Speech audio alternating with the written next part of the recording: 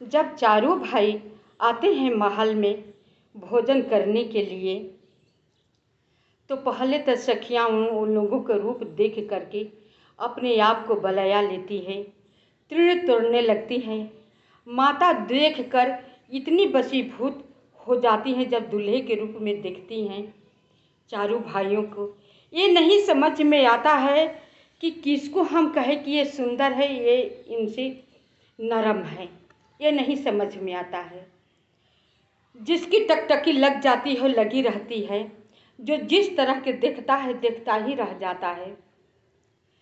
तो उसमें से एक वृद्ध औरत जो है गुरु पत्नी थी, वो बोलती हैं, अरे भोजन जन कराओगी, बच्चे भूखे होंगे कब का, पहले भोजन तो कराओ तो देखती रहना।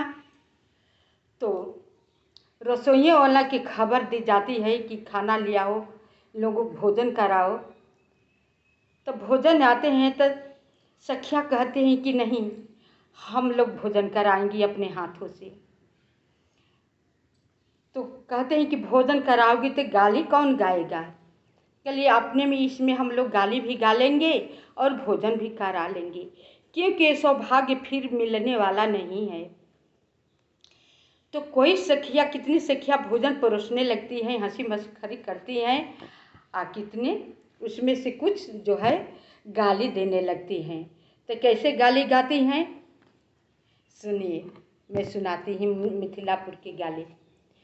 सखी धन्य है भाग्य हमारे, हमारे घर साजन आए। सखी धन्य है भाग्य हमारे, हमारे घर राम जी आए। राम जी आए, चारों भैया भी आए। राम जी आए, चारों भैया भी आए। सखी धन्य परोसन वाले हमारे राजा राम जी आए। सखी धन्य परोसन वाले हमारे दुल्हा राम जी आए। धन्य है जनकपुर, धन्य है बखरी, धन्य जनकपुर, धन्य जनक राजा। सखी धन्य है महला की सखियाँ, हमारे राजा राम जी आए। सखी धन्य परोसन वाले हमारे दुल्हा राम जी आए। सखी धन्य है भाग्य हमारे, हमारे दुल्हा राम जी आए। धन्य अयोध्या, धन्य जनकपुर, धन्य अयोध्या, धन्य जनकपुर। सखी धन्य है चारों भैया हमारे दुल्हा राम जी आए। सखी धन्य है चारों भैया हमारे दुल्हा राम जी आए।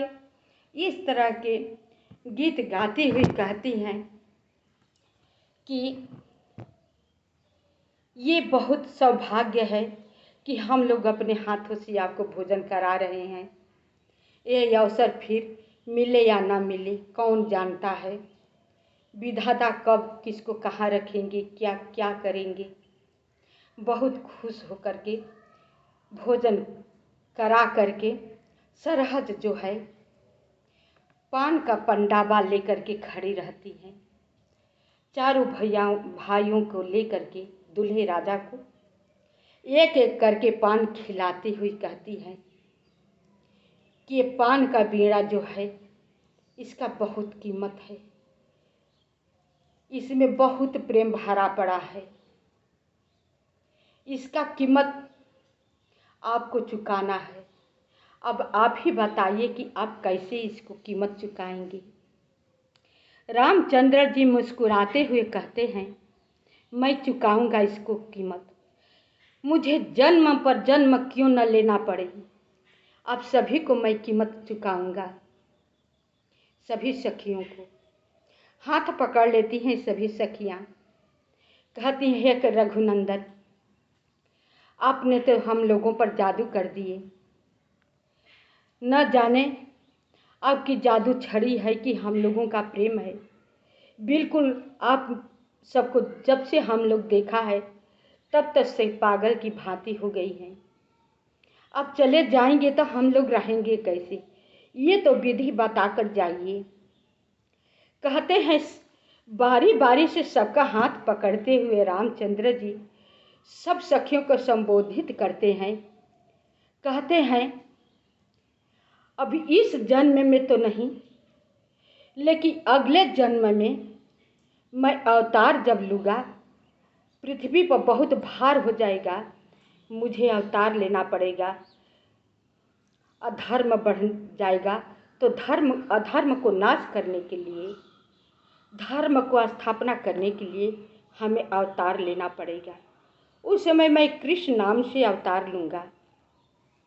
मथुरा में मेरा लालन पालन होगा, गोकुल में आज सब वहीं पर गोपी के रूप में प्रकट होएंगी।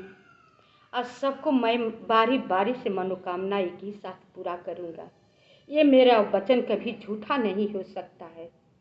अब तब तक से ऋषि मुनि लोग बेस पकड़ पकड़ के तपस्या करते रहिएगा, मेरा इंतजार कीजिएगा, मैं आप सबका मनोकामना अवश्य पूरा करूँगा।